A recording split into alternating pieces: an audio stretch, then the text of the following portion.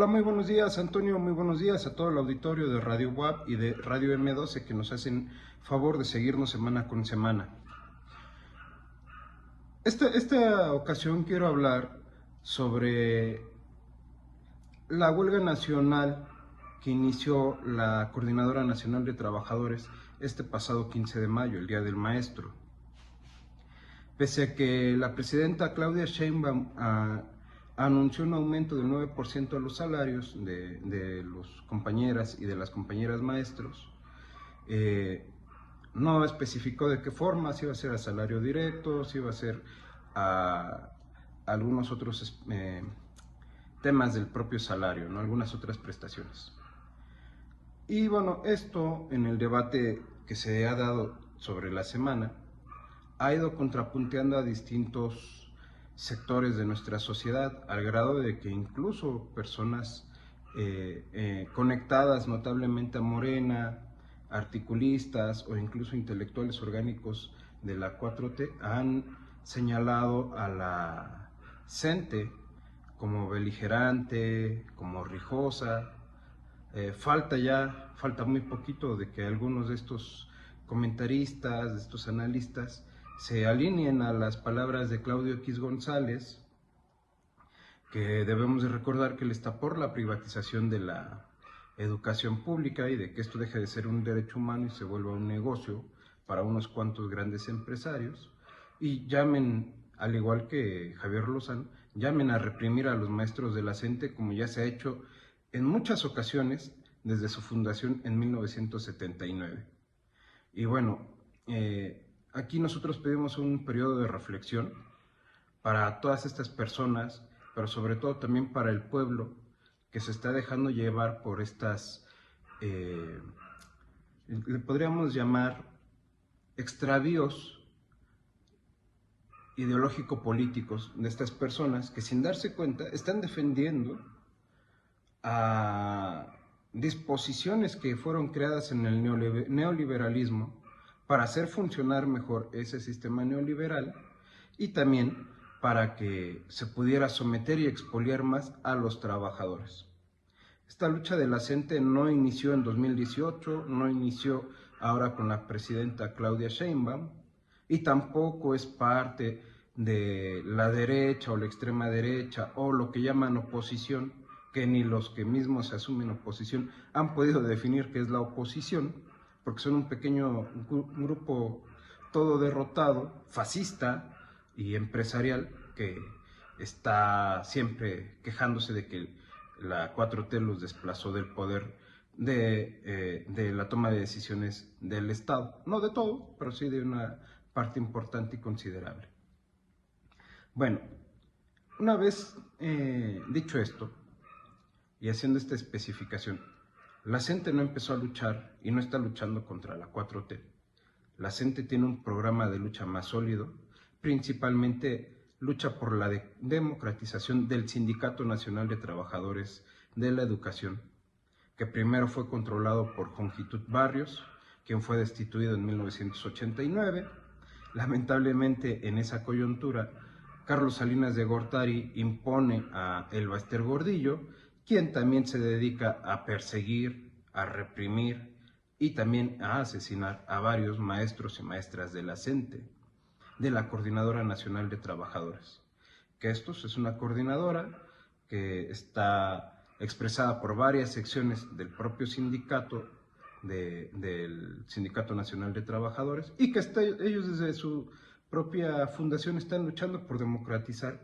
al Sindicato Nacional, que es el sindicato más grande de América Latina de trabajadores del Estado. Ahora, no solamente tenemos que ver lo que ha ocurrido con Elbaester, quien se puso del lado de todos los gobernantes, desde Salinas, Zedillo,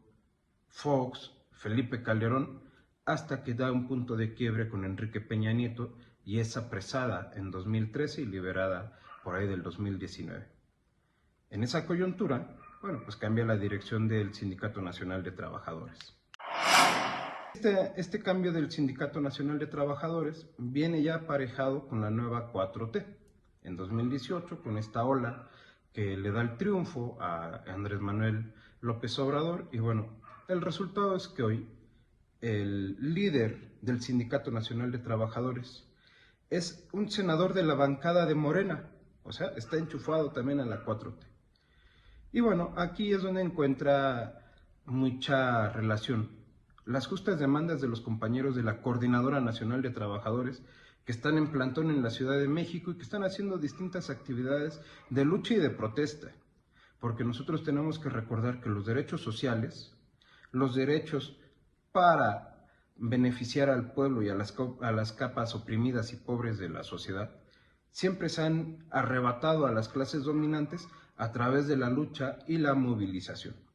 Y bueno, precisamente eso es lo que está haciendo hoy la CENTE y que seguramente no va a dejar de hacer en mucho tiempo, pese a que hay corrientes que están tratando de desmovilizar, de desmoralizar o de irse simplemente por la negociación en lo que llaman las llamadas reuniones platicadoras. Entonces, bueno, tenemos que priorizar la lucha sobre de la negociación. Esto es en todos los movimientos sociales, no solamente en la CENTE, porque así es como se logran las grandes conquistas y los grandes avances en los derechos sociales, derechos humanos, que han beneficiado históricamente a la población oprimida. Y bueno, nuestros compañeros y nuestras compañeras de la CENTE que están hoy exigiendo con este paro, bueno, primero que nada, están exigiendo la abrogación total de la reforma al ISSSTE de 2007 que hizo Felipe Calderón en sus llamadas reformas estructurales. También están exigiendo la abrogación total de la reforma educativa que hizo Enrique Peña Nieto, con esto que se conoció el Pacto por México, que también fueron reformas estructurales para adecuar nuestro país al esquema neoliberal de la globalización y bueno, entregarle los recursos sociales que se habían conseguido por parte del pueblo trabajador mexicano a las grandes empresas de las Afores, grandes empresas transnacionales y especulativas. Corrijo, esto ocurrió con la reforma estructural del 2007 de Felipe Calderón. Hemos escuchado cómo tantas veces desde la 4T, desde el púlpito del Senado, desde el púlpito de la mañanera, se ha condenado a Felipe Calderón, y es extraño que esta reforma neoliberal, que solamente beneficia a las Afores, porque especulan con el dinero de los trabajadores, porque han llegado a manejar cerca del 20% del PIB nacional con las puras Afores,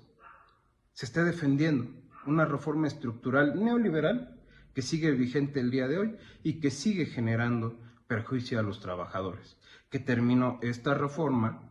con el esquema de pensión y de jubilación solidaria, donde, grosso modo, pues los trabajadores actuales, asociados junto al patrón y al Estado, estaban rindiendo y estaban manteniendo el sistema de jubilaciones y pensiones de personas que ya estaban pensionadas. Es decir, el trabajador que ya había alcanzado su pensión y que el día de hoy sábado está pensionado, con el trabajo del trabajador que hoy sí está trabajando, junto con las aportaciones del Estado y la patronal, podían sostener estas pensiones de estos compañeros y compañeras trabajadores que hace 20, 30 años dieron su vida para sacar a nuestro país del rezago, de la pobreza y en la industrialización. Eran pensiones solidarias que se llamaban escalonadas y que se venían soportando por la actual mano de obra trabajadora, y esto iba a pasar igual en el futuro. Hoy los que están trabajando activamente, la población económicamente activa, cuando alcanzaran su jubilación, iban a ser soportadas esas jubilaciones por los futuros trabajadores. Y esas jubilaciones, pues básicamente se tasaban al último salario que se había conseguido por parte del trabajador jubilado en el último año de su labor. Y bueno, hoy un pretexto muy grande es que el gobierno federal no tiene dinero para soportar un esquema de esos.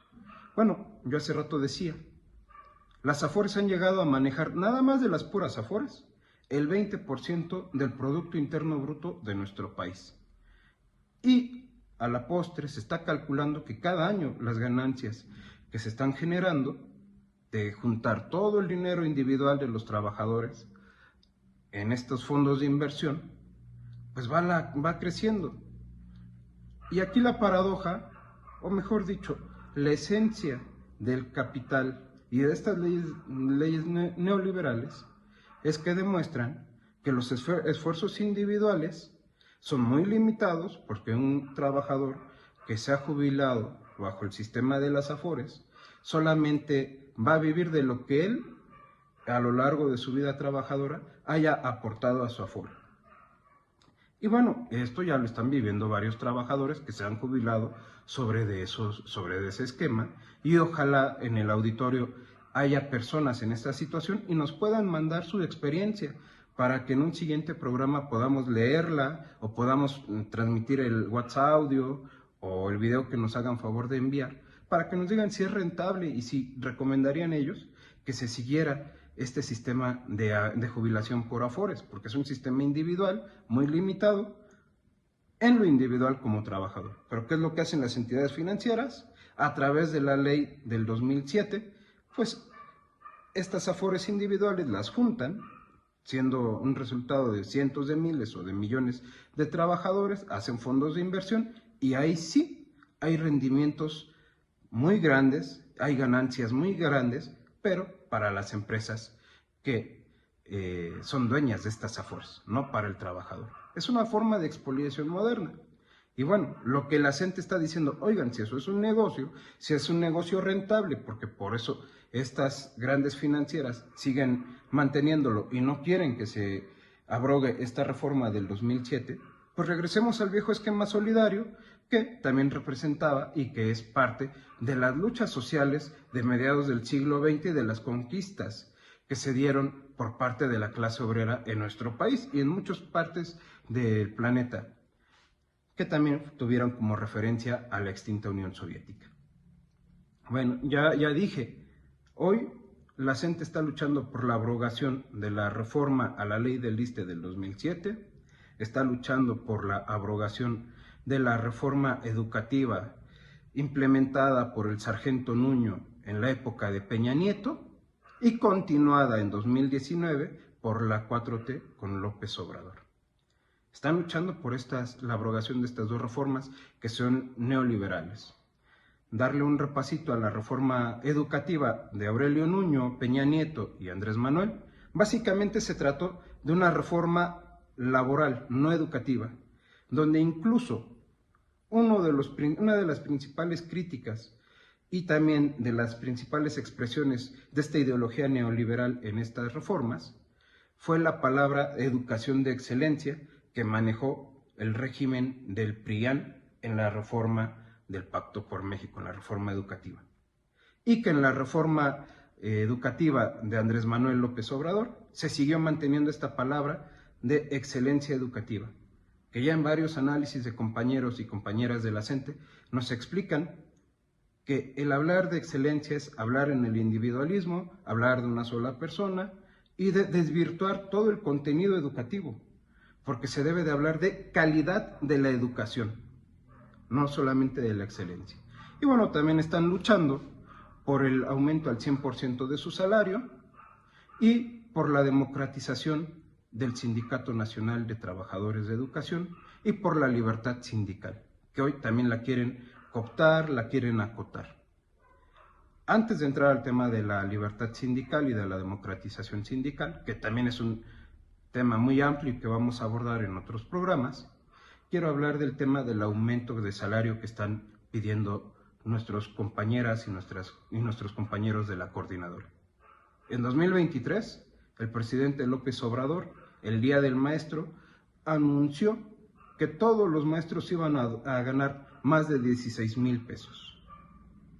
2023. Hoy estamos en 2025 y la presidenta anuncia que va a ser un aumento del 9%. Pero todavía hay regiones en la Ciudad de México, regiones en la alta montaña de Guerrero, regiones en las comunidades rurales de Puebla, de Oaxaca, de Chiapas y de gran parte del territorio nacional, donde los maestros apenas están ganando 11,000 o 12,000 pesos, y a esto hay que descontarle el gasto de la renta, el gasto de los traslados a estas comunidades lejanas y que en su gran mayoría los propios maestros tienen que poner de su bolsillo, de este salario, para comprar el material didáctico que van a ocupar para las clases con sus alumnos y sus alumnas. Es decir, el salario no ha aumentado, pero se ha aumentado la inflación y esto todo lo sentimos en nuestro bolsillo. 100 pesos no nos alcanza para lo mismo. Entonces, bueno, pues con esta breve o amplia o con esta explicación, con estos comentarios, nosotros tenemos que mantenernos firmes en las demandas de la gente, de la gente. Tenemos que tener muy claro que esto es una lucha de clases, no nada más de gobiernos ni de partidos políticos en el poder. Es la lucha de clases real y que los derechos sociales solamente se consiguen a través de la movilización y de la lucha digna del pueblo. Por eso la frase de la gente de que gobierne quien gobierne, los derechos se defienden, es más vigente que nunca. Un abrazo y hasta entonces.